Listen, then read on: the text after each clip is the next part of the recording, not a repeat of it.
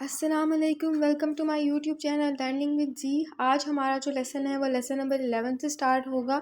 इसमें हम लोग जो है वो पोइट्री से रिलेटेड बेसिकली पढ़ रहे हैं। प्रीवियस लेक्चर आप लोगों ने सुन लेना है ताकि आपको पोइट्री क्या होती है, शॉर्ट स्टोरी क्या होती है, उससे रिलेटेड हमने कुछ शॉर्ट स्टोरीज़ और पोइट्री जो है वो स्टार्ट की हुई है। वो आपको आहिस्ता आहिस्ता समझ आती रहेगी कि पोइट्री किसको कहते हैं और शॉर्ट स्टोरी किसको कहते हैं।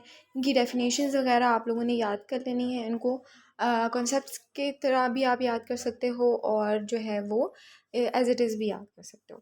ठीक है, चॉइस आपकी है।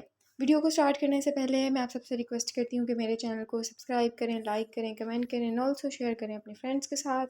तो हम लोग जो ये लेसन है 11, इसमें हम लोग विलियम वर्ड्सवर्थ को पढ़ेंगे। ये बहुत ही फेमस और जो है ना बड़ा जाने माने वाला राइटर है या पोइट है। ठीक है, तो विलियम वर्ड्सवर्थ जो है वो सबसे फेमस किस चीज़ की वजह से है? रोमांटिक पोइट की वजह से। नेचर पोइट इसको कहा जाता है क्योंकि इसकी बहुत सारी वर्क्स में जो है हमें नेचर से रिलेटेड जो है ना वो पोइट्री मिल जाती है। ठीक है, अब आप जैसे जब मैं आपको पोइट्री आपके साथ शेयर करूँगी इसकी जो इसने लिखी भी है, वो आप जब देखोगे तो आपको ख़ुद भी समझ आ जाएगी कि किस तरह से वो हर चीज़ को, ह्यूमंस हो गए या इंसेक्ट हो गए, एनिमल्स हो गए, हर चीज़ को वो किस तरह से जो है ना वो नेचर के साथ कंपेयर कर रहा होता है, रिलेट कर रहा होता है। अब जो ये विलियम वर्ड्सवर्थ है, इसका जो ये जो है वो लिरिकल बैलेड की वजह से फेमस हुआ था बेसिकली, जो इसने एस.टी. कॉलरिज के साथ लिखा था। तो ये सारी जो मेन चीज़ें थी, रोमांटिक पोइट, नेचर पोइट क्यों है? क्योंकि उसकी पोइट्री में नेचर होती है ज़्यादातर। लिरिकल बैलेड की वजह से ये फेमस था। ये सारी जो है ना इसकी मेन चीज़ें हैं। ठीक है, तो इसका ये कब बॉर्न हुआ? 1770 से इसका टाइम पीरियड स्टार्ट होता है और 1850 तक इसका टाइम पीरियड रहता है। ठीक है, उसके बाद ये पोइट है। ठीक है, आपने जो मेन चीज़ें हैं वो इसमें से निकाल के इसको याद कर लेना है। हम आते हैं अपनी पोइट्री की तरफ। टू दी कुकू। अब इसने ये वाली पोएम लिखी है। बेसिकली ये पोएम जो है वो इसके चाइल्डहुड से रिलेटेड है और जैसे मैंने आपको बताया कि ये अपनी हर पोइट्री में जो है ना वो नेचर का यूज़ करता है। अब इसमें भी जो ये पोएम है दी कुकू, उसमें उसने ना कुकू को जो है ना वो इस तरह से बताया कि मतलब इतनी ब्यूटीफुल इमेजिनेशन करवाई है हर किसी के माइंड में कि उसकी आवाज़ बहुत ज़्यादा प्यारी है, या मैं इस चीज़ को जो है वो मिस कर रहा हूँ, मैं अपने चाइल्डहुड की मेमोरी को मिस कर रहा हूँ। तो ये सारी चीज़ें कहाँ को जाती हैं उसकी सारी पोएम में, आप देखोगे कि वो बेसिकली एट द एंड हमें ये बताना चाहता है कि जी आप हर बंदा जो है वो इतना इन्वॉल्व हो गया है अपनी लाइफ में, मटेरियल वर्ल्ड में, कि उसे इस तरह की नेचर की ब्यूटीफुल चीज़ें नज़र नहीं आती बल्कि वो उन्हें इग्नोर कर रहा होता है। तो ये वाली जो कुकू पोएम है, इसमें क्या नज़र आता है कि ये बेसिकली इमेजिनेशन पोएम है। ठीक है, क्योंकि असल में ये सारी चीज़ें नहीं हो रही होती हैं। अब इसमें जो पोइट है विलियम वर्ड्सवर्थ, वो अपना चाइल्डहुड को जो है ना वो रिकॉल कर रहा है कि उसको लग रहा है कि जी मेरे चाइल्डहुड में ऐसा कोई मूवमेंट आया था, ऐसी कोई चीज़ हुई थी जो अब की लाइफ में मेरी दोबारा से वो मुझे देखने पड़ रही है।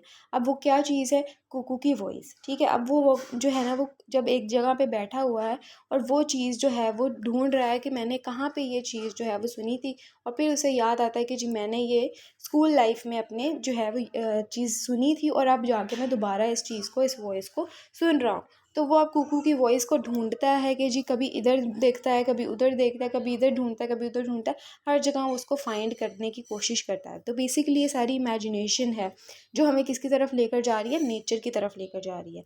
उसकी लाउड लाउड वॉइस की बात करता है, उसे ये कहता है कि जी मैं तुम्हें एक बर्ड कहूँ या मैं तुम्हें क्या कहूँ। ठीक है, तो न्यू कमर भी हमें कहता हुआ वो दिखाई देता है कि न्यू कमर कुकू को, कि तुम जो हो वो हमारे लिए न्यू कमर हो जो अब आ रहे हो। ठीक है, अब आप फिर देखोगे कि जी वो हर जगह ढूंढ रहा है। ठीक है, लेकिन उसको कहीं पे भी कुकू नहीं मिलता क्योंकि ये इमेजिनेशन पोएम है। अब वो कहाँ कहाँ ढूंढ रहा है? क्या कहते हैं, वो स्काई में ढूंढ रहा है, वो ट्रीज़ पे ढूंढ रहा है, हर जगह वो इस होप के साथ उसको ढूंढ रहा है कि मैं उसको देख लूँ, लेकिन उसे उसके कानों में सिर्फ उसकी वॉइस है जिसको वो जो है ना वो रियलाइज़ कर रहा है या उसको सुन रहा है। उसके अलावा उसके पास उसका फेस या उसको देखा नहीं है उसने। ठीक है, तो ये सारी चीज़ों की बात करते हुए एट द एंड वो क्या कहता है कि जी ये सारी चीज़ें जो है वो हम भूल चुके हैं। फ़ेरी टेल की जो प्लेस है या जो जगह है, हमें उस तक ही रहना चाहिए, वही हमारे लिए ठीक है। हमें इमेजिनेशन में ही रहना चाहिए बेसिकली। हमें जब रियल वर्ल्ड में आते हैं हम लोग जो हैं वो हर नेचर की या जो इम्पोर्टेंट चीज़ें होती हैं उनकी वैल्यू को भूल जाते हैं, ठीक है। हम इतने सेल्फ़िश हो जाते हैं, हमें इतने अपनी कामों में बिज़ी हो जाते हैं कि हमें हर चीज़ की जो है ना इम्पोर्टेंस की वैल्यू भूल जाती है, ठीक है। जिस तरह से आज के टाइम में है कि किस तरह से जी हम लोग अपने मटेरियल वर्ल्ड में, अपने कामों में, अपने वर्क में हम लोग ये बर्ड्स की प्यारी प्यारी वॉइसेस, हम इन चीज़ों को इग्नोर कर देते हैं और इनको फ़ील नहीं करते कि इनकी कितनी खूबसूरत आवाज़ है या कितने ये खूबसूरत लगते हैं, ठीक है, देखने में। तो हम ये सारी चीज़ों को इग्नोर करके तो अपने मटेरियल वर्ल्ड में इन्वॉल्व होकर रह गए हैं। तो बेसिकली ये सारी स्टोरी जो है वो, जिस तरह से मैंने आपको बताया था कि वो नेचर से रिलेटेड होगी, क्योंकि विलियम वर्ड्सवर्थ जो है वो नेचर पोइट उसको कहा जाता है। तो इस सारी पोएम में आपने सिर्फ ये चीज़ याद रखनी है कि ये जो कुकू है ये नेचर पोएम है। उसने जो है वो पोइट ने हमें नेचर के बारे में जो है ना वो याद करवाने के लिए, रिमेंबर कराने के लिए, जी आप नेचर को भी थोड़ा बहुत जो है ना वो देखो, उसको भूलो मत, ठीक है। तो ये सारी चीज़ें जो है वो हमें रिकॉल करवाई जा रही हैं बेसिकली इस पोएम के थ्रू। आप जब इसका कमेंट्री पढ़ोगे तो आपके लिए और भी ज़्यादा इजी होगा पोएम को समझना। तो आपने एक दफ़ा पोएम को रीड करके कमेंट्री पढ़ लेनी है। कमेंट्री जो है वो आप इन शॉर्ट ये भी कह सकते हो कि आपके लिए समरी है, ठीक है, जिसमें आप इजीली समझ सकते हो कि पोएम का मतलब क्या है। फिर आते हैं इसके क्वेश्चन आंसर्स, इसकी एक्टिविटी वो आपने सॉल्व करनी है। इसमें कौन सा जो है ना राइमिंग स्कीम यूज़ हुआ है, मीटर, हर पोएम में मीटर, राइमिंग स्कीम, फॉर्म, ये सारी चीज़ें मैं ऑलरेडी आपको बता चुकी हूँ जब हमने डिटेल वीडियो मैंने आपके साथ बनाई है पोइट्री की, कि पोइट्री क्या होती है, राइम क्या होता है, मीटर क्या होता है, ये सारी चीज़ें मैंने आपको बताई हैं। और फर्स्ट पोएम्स में भी मैंने आपको बताया कि इसमें ये राइमिंग स्कीम यूज़ हो रहा है, इसमें ये फॉर्म यूज़ हो रही है। तो बाकी जिन जिन में मैं नहीं बता रही हूँ, आपने खुद से उसको ढूंढने की कोशिश करनी है, ठीक है। गूगल पे हर चीज़ आपको मिल जाएगी, आपने वहाँ से ढूंढने की कोशिश करनी है। उसकी इनके जो सवाल हैं इनके आंसर खुद से देने की कोशिश करनी है।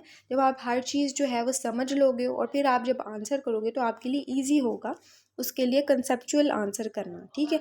ये नहीं कि आप उसे याद करो, गूगल करो और गूगल से एज इट इज़ याद करके पेपर में लिखो, नहीं। आप सिर्फ उस चीज़ का कंसेप्ट लो, अगर आपने समझी हुई होगी पोएम तो आपके लिए इजी होगा। अच्छा, अब दूसरी ये चीज़ होती है पोइट्री में कि जब आप पोइट्री को पढ़ रहे होते हो तो उसके लिए आपको जो है वो उस पोएम का हिस्टोरिकल बैकग्राउंड पता होना चाहिए, ठीक है।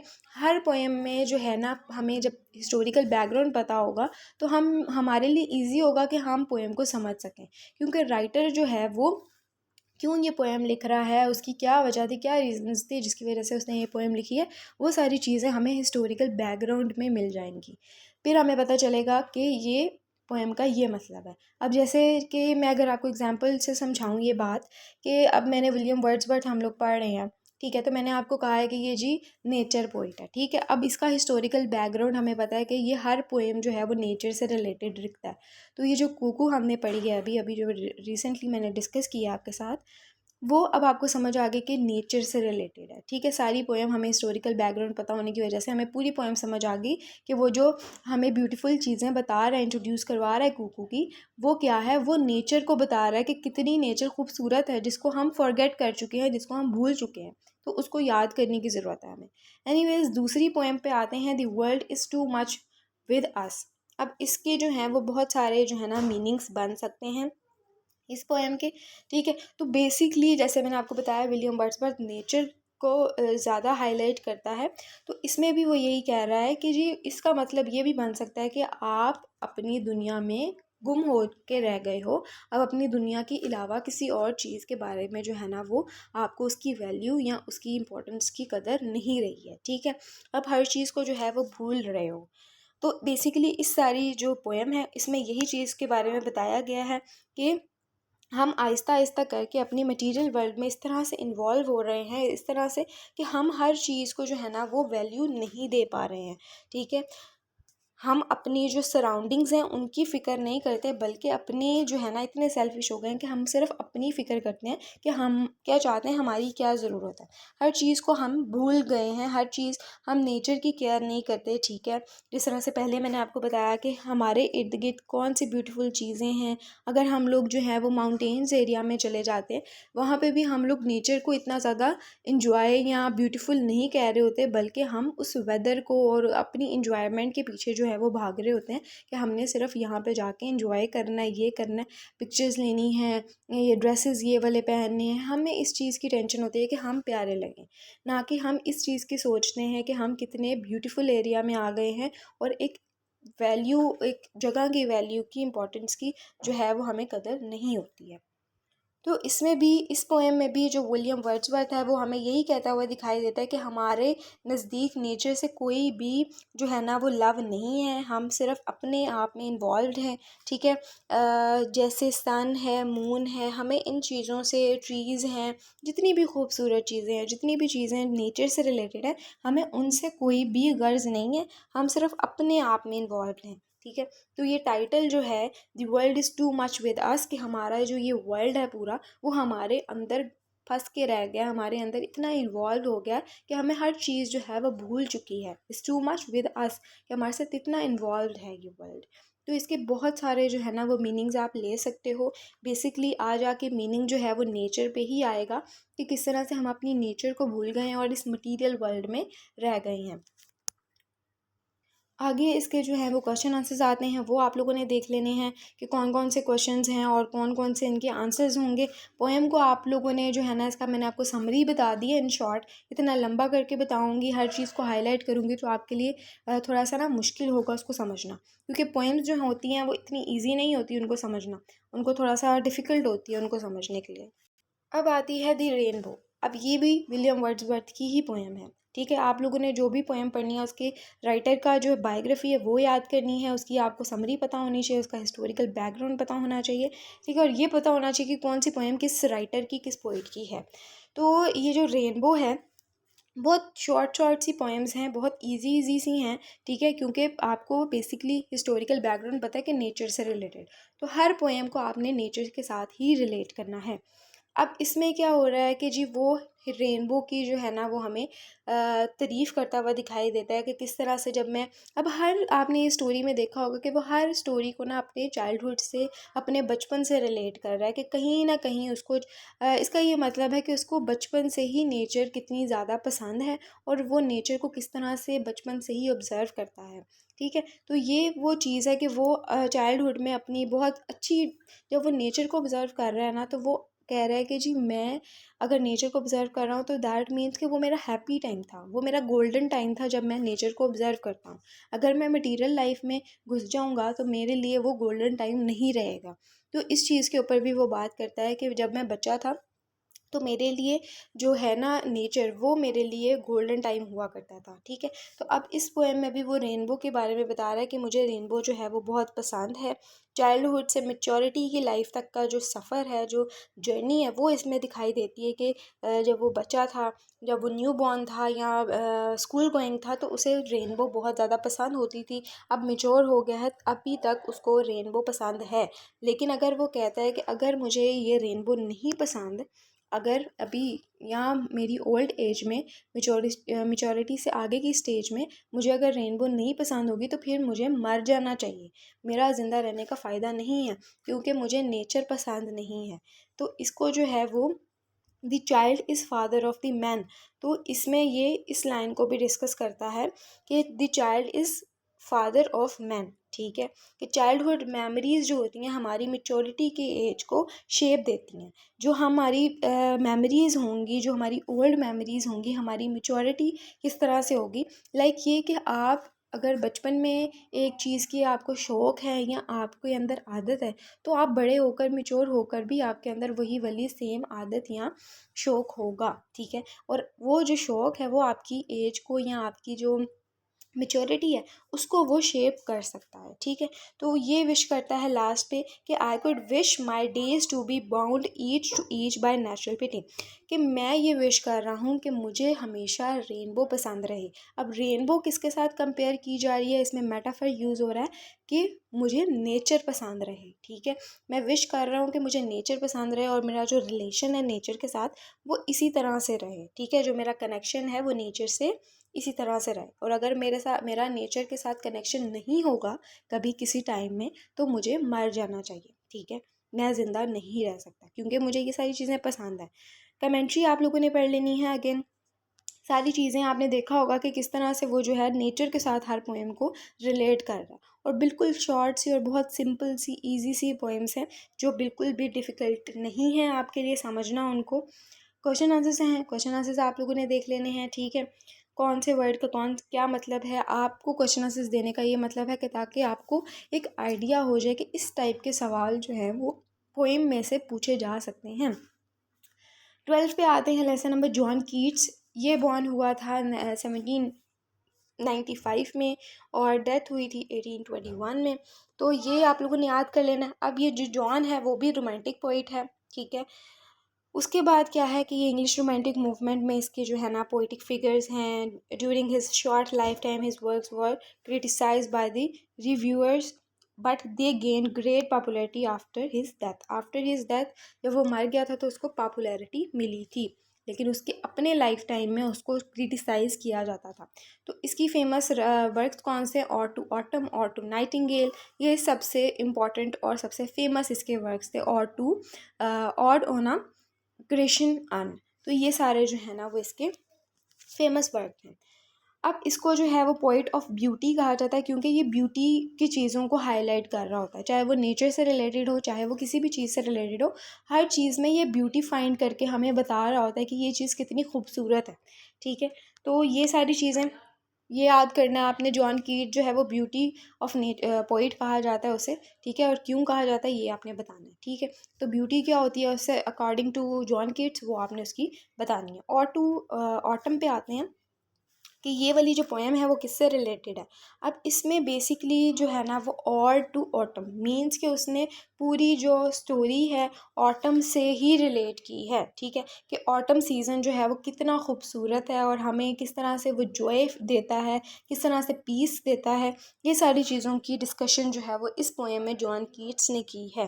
ठीक है, कि जो ट्रीज़ हैं उस पर एप्पल्स आ जाते हैं और हम उन एप्पल्स को जो है वो खाते हैं, एप्पल्स जो है वो अंदर से पक जाते हैं। ठीक है, ये सारी चीज़ें। ठीक है, तो क्या कहता है कि जी हर चीज़ को वो ब्यूटीफुल करके हाईलाइट कर रहा है कि ट्रीज़ में एप्पल आ गए हैं तो ये एक ब्यूटी है। ठीक है, ट्रीज़ पे एप्पल आने से ट्रीज़ जो हैं वो झुक गए हैं क्योंकि उनके पास जो है ना वो वेट होने की वजह से वो झुक गए हैं, तो ये चीज़ ब्यूटीफुल लग रही है। ठीक है, अब जो है ना वो हेज़ल शेल्स की बात करता है कि किस तरह से वो जो है ना फूल जाता है, किस तरह से उसके अंदर ब्यूटी आ जाती है एक चीज़ के ऑटम सीज़न के आने से। फ्लावर्स जो हैं वो किस तरह से ज़्यादा हो जाते हैं, हनी बीज जो हैं वो किस तरह से फ्लावर्स पे आके अपनी जो है ना हनी को कलेक्ट करती हैं। ये सारी चीज़ें जो हैं उसमें ब्यूटीफुल चीज़ें दिखाई जा रही हैं कि डायरेक्ट कन्वर्सेशन की जा रही है, ऑटम की बात की जा रही है। ठीक है, हमें नोटिस करवाना चाह रहा है पोइट बेसिकली कि किस तरह से ऑटम सीज़न आता है तो हमारे लिए ये चीज़ें जो हैं वो होना शुरू होती हैं। हमारी जो फ्लावर्स हैं वो क्या हमारे रोल प्ले करते हैं, ट्रीज़ क्या रोल प्ले करते हैं, हेज़ल शेल्स क्या रोल प्ले करते हैं, ये सारी चीज़ें। अब क्या कहता है कि जी तुम्हें किसने नहीं देखा। ठीक है, तुम्हें कौन नहीं जानता या तुम्हें किसने नहीं देखा, तुम्हारे सोने से जो फ्यू फ्लावर्स थे जिन्होंने कटना था या जिन्होंने गिरना था, इवन कि वो भी नहीं गिरे हैं। ऑटम सीज़न को कह रहा है कि ठीक है, उसमें क्वेश्चन कर रहा है ऑटम सीज़न से, who has not seen the oft amid the store. ठीक है, इसमें आपको क्वेश्चंस भी नज़र आएंगे कि किस तरह से वो ऑटम सीज़न के साथ क्वेश्चंस कर रहा है कि तुम्हें कौन नहीं जानता, हर कोई तुम्हें जानता है। ठीक है, बर्ड्स सॉन्ग सुनाते हैं, बर्ड्स जो हैं वो कहाँ हैं, ठीक है। हर किसी का, जैसे स्प्रिंग सीज़न का एक सॉन्ग है, स्प्रिंग सीज़न आता है तो बर्ड्स जो हैं वो स्प्रिंग सीज़न में सॉन्ग्स गाते हैं। इसी तरह से तुम्हारे ऑटम सीज़न है तो तुम जो बर्ड्स हैं वो भी अपना ऑटम सीज़न से रिलेटेड सॉन्ग गाते हुए दिखाई देते हैं। बर्ड्स हैं, इंसेक्ट्स हैं, एनिमल्स हैं, सब सेलिब्रेट कर रहे होते हैं ऑटम सीज़न को। इवन के ह्यूमंस जो हैं वो भी ऑटम सीज़न, सारे लोग जो हैं वो जो है वो इंजॉय कर रहे होते हैं, सेलिब्रेट कर रहे होते हैं। तो बेसिकली वो जो है वो इसमें कंपेयर करता हुआ ये भी दिखाई देता है कि वो स्प्रिंग सीज़न के साथ ऑटम सीज़न को कंपेयर कर रहा है और उसकी ऑटम सीज़न की ब्यूटी को इन्हांस करने की कोशिश कर रहा है कि हर कोई तुम्हें जानता है, कौन सा ऐसा बंदा है जो तुम्हें नहीं जानता, और तुम्हारे ऊपर जो फ्लावर्स हैं वो इतने खूबसूरत हैं। हम हनी बीज तुमसे अपना जो है ना हनी कलेक्ट करती हैं, तुम्हारे ऊपर बैठती हैं, ठीक है। ट्रीज़ जो हैं उनके ऊपर एप्पल्स हैं वो ऐसे झुके हुए हैं कि वो इतने खूबसूरत लग रहे हैं, इतने प्यारे लग रहे हैं, ठीक है। और स्प्रिंग अगर बर्ड्स हैं तो बर्ड्स, एनिमल, सारे लोग तुम्हें सेलिब्रेट कर रहे हैं, तुम्हारे सीज़न को सेलिब्रेट कर रहे हैं। और बर्ड्स जो हैं वो स्प्रिंग सीज़न में भी अपना सॉन्ग जो है वो गाते हुए दिखाई देते हैं, इंजॉय करते हुए दिखाई देते हैं। इसी तरह से ऑटम सीज़न में भी बर्ड्स जो है वो इंजॉय कर रहे हैं, तुम्हारा सॉन्ग जो है वो गा रहे हैं। ये सारी चीज़ें जो है वो इस पोएम में दिखाई गई हैं। तो इसका बैकग्राउंड अगर आपको मैंने बताया कि हिस्टोरिकल बैकग्राउंड क्या है, कि जो जॉन कीट्स है वो ब्यूटी को इन्हांस करता है अपनी पोएम्स में, ठीक है। तो इसमें भी जॉन कीट्स ने जो है ना वो ऑटम सीज़न की ब्यूटी को इन्हांस किया है और हमें बताया कि ऑटम सीज़न जो है वो कितना खूबसूरत होता है, ठीक है।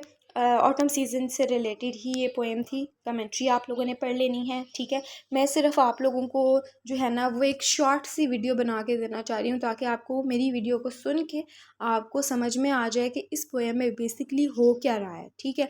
इन शॉर्ट आपको समझ आ जाए, समरी समझ में आ जाए आपको ईजी वर्ड्स में। आई होप कि ये समझ में भी आ रही होंगी, आपके साथ आपको चीज़ें आ रही होंगी। जो चीज़ें ढूंढने वाली हैं वो ऑलरेडी रिपीट कर देती हूँ मैं आपको दोबारा से, कि आपने राइमिंग स्कीम, फॉर्म क्या है, पोइट की बायोग्राफी क्या है, पोएम का हिस्टोरिकल बैकग्राउंड क्या है, ये सारी चीज़ें आप लोगों ने गूगल करनी है, ठीक है। कुछ आपका भी काम है और कुछ मेरा भी काम है, ठीक है। जो क्वेश्चन आंसर्स हैं वो आप लोगों ने देने हैं, ठीक है। उसके बाद आ जाते हैं अपनी नेक्स्ट पोएम की तरफ, और टू अ नाइटिंगेल। अगर मैं आपसे जो हम रिसेंटली इस पोएम पढ़ी हमने, और टू ऑटम, उसका थीम आपका बेसिक होगा, मेजर थीम जो होगा वो उसमें ब्यूटी ही होगा, ठीक है, क्योंकि ब्यूटी को ही हाईलाइट किया जा रहा है। एनीवेज नेक्स्ट पोएम की तरफ आते हैं, और टू अ नाइटिंगेल। और टू अ नाइटिंगेल देख लेते हैं। इसमें क्या है, इसमें है डेथ एंड इमॉर्टैलिटी। अब डेथ की बात हो रही है और इमॉर्टल की बात हो रही है। किस तरह से ये बात हो रही है, किस तरह से इसमें पोइट ने जो है वो डेथ का थीम रखा है या इमॉर्टल होने का थीम रखा है, वो हम लोग देखते हैं। अब इसमें जो है ना, इस पोएम में बेसिकली राइटर जो है वो हमें कंपेयर करता हुआ दिखाई दे रहा है ह्यूमंस को नाइटिंगेल के साथ, कि ह्यूमंस जो हैं वो मॉर्टल हैं और नाइटिंगेल जो है वो इमॉर्टल है, कि ठीक है। अब क्यों इमॉर्टल है वो हम लोग देखेंगे इसमें, ठीक है।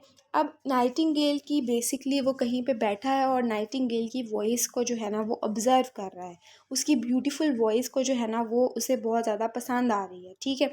वो बहुत ज़्यादा पेन में, अब ह्यूमंस को उन्होंने कहा है कि जी वो कभी भी खुश नहीं होते, वो किसी ना किसी पेन में होते हैं।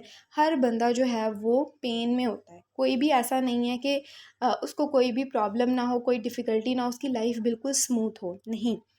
वो अपनी पेन में ही हर पर्सन होता है, ठीक है। तो वो जो है, कोई भी पर्सन जो है वो नाइटिंगेल की वॉइस सुन ले तो उसको भूल नहीं सकता है, ठीक है। अब वो बेसिकली पोइट जो है वो ह्यूमंस की टोटली ओवरऑल तो बात नहीं करते, लेकिन वो अपनी बात करते हैं कि मैं जो हूँ, मेरा हार्ट जो है वो पेन में है, ठीक है। ऐसा लगता है कि मैंने ड्रंक किया हो, मैंने शराब पी हो या मैंने वाइन पी हो, लेकिन जब मैं नाइटिंगेल का सॉन्ग सुनता हूँ तो मुझे ये रियलाइज़ होता है कि मेरी जो पेन है वो ख़त्म हो गई है, मेरे से दूर हो गई, और मैं उसकी ब्यूटी में खोकर रह जाता हूँ। मैं नाइटिंगेल की जब वॉइस सुनता हूँ तो मुझे सिर्फ़ उसकी खूबसूरत आवाज़ ही याद रहती है, मुझे अपना पेन याद नहीं रहता है, ठीक है। तो उसे ये लग रहा है कि जब मैं इसकी सॉन्ग सुन रहा हूँ तो मैं नशे में चला गया हूँ। नशे में जाने का मतलब है कि हर चीज़ को भूल गया हूँ। जब इंसान एक नशे में जाता है तो उसे अपनी पेन और हर चीज़ याद नहीं रहती है कि वो क्यों, क्या लाइफ में उसकी जो है ना वो डिफ़िकल्टीज़ हैं या प्रॉब्लम्स हैं। वो सिर्फ़ उस चीज़ में जो है ना, उस चीज़ को एंजॉय करने में जो है वो लग जाता है। तो इसमें जो है वो हमें समर सीज़न के बारे में बताया जाता है कि ये जो नाइटिंगेल है वो समर के सीज़न में जो है ना वो गुनगुना रही है। ठीक है। बेसिकली इसमें जो पोइट है वो अपनी प्रॉब्लम्स को ख़त्म करना चाहता है। ठीक है, जितनी भी उसकी लाइफ में प्रॉब्लम्स हैं वो चाहता है कि वो उनको ख़त्म कर दे। और वो क्या कहता है कि जी, मुझे ऐसी पुरानी वाइन मिल जाती कि मैं उसे और भी इंजॉय करता, मैं साउथ के वेदर को इंजॉय करता, मैं हर चीज़ को इंजॉय करना चाहता हूँ। तो बेसिकली वो अपने विशेस को भी यहाँ पे हाईलाइट करता हुआ दिखाई देता है कि उसकी क्या क्या विशेस थी जो पूरी नहीं हो रही। क्यों पूरी नहीं हो रही? क्योंकि वो अपनी लाइफ से हैप्पी नहीं है। ठीक है। फिर वो कहता है कि ह्यूमन वर्ल्ड में बहुत सारी परेशानियाँ होती हैं। ये परेशानी कि जब आप यूथफुल हो, यानी कि आप जब यंग एज में हो तब आप ब्यूटीफुल हो। टाइम टू टाइम जैसे जैसे टाइम चेंज होता है, आप मेच्योरिटी से ओल्ड एज में जाते हो तो आपकी ब्यूटी आपके पास नहीं रहती है। ठीक है, आपकी ब्यूटी आपसे चेंज हो जाती है या किसी और चीज़ में शिफ्ट हो जाती है। ठीक है, तो ये सारी चीज़ों की बात करता है कि ह्यूमन लाइफ में, ह्यूमन वर्ल्ड में बहुत सारी परेशानियां हैं जो लोगों को फेस करनी पड़ती हैं, ह्यूमंस को फेस करनी पड़ती हैं। फिर क्या कहता है कि जो ह्यूमंस हैं वो मॉर्टल हैं, उन्होंने कभी ना कभी मर जाना है, लेकिन नाइटिंगेल ने कभी भी नहीं मरना है। जैसे ऑलरेडी मैंने आपको बताया ह्यूमन मॉर्टल किस तरह से, कि उनकी लाइफ जो है ना वो हमेशा नहीं रहनी है। ठीक है, उनकी ब्यूटी जिस तरह से हमेशा नहीं रहनी, इसी तरह उनकी लाइफ भी हमेशा नहीं रहनी। कभी ना कभी हर किसी की डेथ होनी है। लेकिन नाइटिंगेल की इतनी ब्यूटीफुल आवाज़ है कि वो कभी भी मर नहीं सकती है। इन शॉर्ट कि अगर वो मर भी जाए तो वो अपने मरने के बाद भी हर कोई उसे ऐसे ही याद करेगा कि उसकी ब्यूटीफुल आवाज़ थी। ठीक है, हर कोई उसे जो है ना वो मरा हुआ नहीं कहेगा। ठीक है, तो इस चीज़ के ऊपर बात की जा रही है कि हर चीज़ जो नाइटिंगेल है वो इमॉर्टल है और ह्यूमंस जो हैं वो मॉर्टल हैं।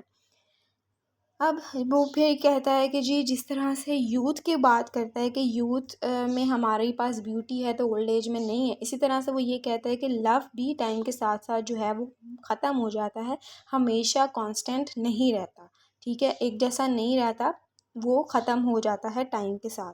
लेकिन जो नाइटिंगेल है वो चेंज नहीं होती है, उसकी आवाज़ खूबसूरत ही रहती है। ठीक है, और एंड में वो ये कहता है कि वो जो है वो पोइट जो जॉन कीट्स है वो नाइटिंगेल के साथ उसकी दुनिया में जाना चाहता है ताकि उसको कोई भी प्रॉब्लम याद ना रहे। ठीक है, वो उसकी आवाज़ को सुनता रहे और अपने जो प्रॉब्लम्स हैं, अपने जो गम हैं, जो सैडनेस है उसकी लाइफ में, उसको वो भूल जाए। ठीक है, क्योंकि जब वो नाइटिंगेल की आवाज़ सुनता है तो उसे ऐसा लगता है कि जैसे वो नशे में है, वो हर चीज़ को भूल जाता है, अपनी जो प्रॉब्लम्स हैं उनको भूल जाता है। तो ये बेसिकली इमेजिनेशन है सारी, कि वो इस चीज़ को जो है वो इमेजिन कर रहा है कि अगर मैं नाइटिंगेल के वर्ल्ड में चला जाऊँ तो मेरे लिए ये प्रॉब्लम्स नहीं होंगी। ठीक है, फिर एंड में वो ये भी कहता है कि जिस तरह से नाइटिंगेल, अब बेसिकली वो बैठा है एक जगह और नाइटिंगेल की आवाज़ को सुन रहा है लेकिन वो देख नहीं पाता। जिस तरह से नाइटिंगेल उड़ती है और उससे थोड़ा सा दूर जाती है तो उसे आवाज़ उसकी कम आने लगती है। तो इसीलिए वो इस चीज़ को इसके साथ रिलेट कर रहा है कि जैसे नाइटिंगेल की आवाज़ जो है वो उससे दूर हो रही है, या उससे जब दूर हो रही है तो उसको प्रॉब्लम्स याद आ रही हैं उसकी सारी। इसी तरह से जो हर चीज़ है वो कांस्टेंट नहीं रहती, वो चेंज होती है। ठीक है, जिस तरह से जो लवर्स हैं दो, वो एक जैसे नहीं रहते। यूथ की एज है तो वो आपकी ब्यूटीफुल नहीं रहेगी। ठीक है, वो उसमें जो है वो चेंजमेंट्स आएंगी। तो ये सारी जो ओ टू नाइटिंगेल है वो नाइटिंगेल के जो है ना वो रिवॉल्व अराउंड है। ठीक है, हर चीज़ में जो है ना वो ब्यूटी दिखा रहा है। ओ टू ऑटम में ऑटम की ब्यूटी दिखा रहा था, इसमें नाइटिंगेल की ब्यूटी दिखा रहा है कि किस तरह से नाइटिंगेल जो है वो ब्यूटीफुल है और वो जो है वो अपने सारे गम उसकी वॉइस सुन के भूल रहा है। ठीक है, आई होप कि ये सारी जो पोएम्स थी वो आपको समझ में आई होंगी। आज के लिए इतना है, मिलते हैं अपनी नेक्स्ट वीडियो में इंशाल्लाह। अल्लाह हाफिज़।